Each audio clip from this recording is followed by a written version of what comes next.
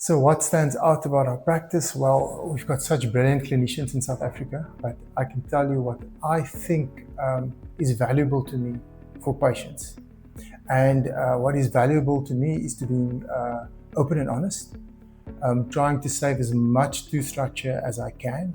And for that, you always have to be up to date with evidence-based treatment, not something that you've just seen, but the treatment modalities that's tried and tested under the proper conditions. So I really like still being involved with the university.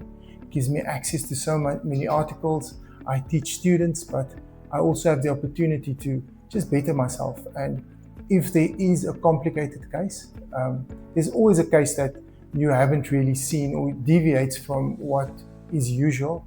I do have that access, and I can really present my patient with not only a minimal invasive treatment plan, but a treatment plan that's been tried and tested.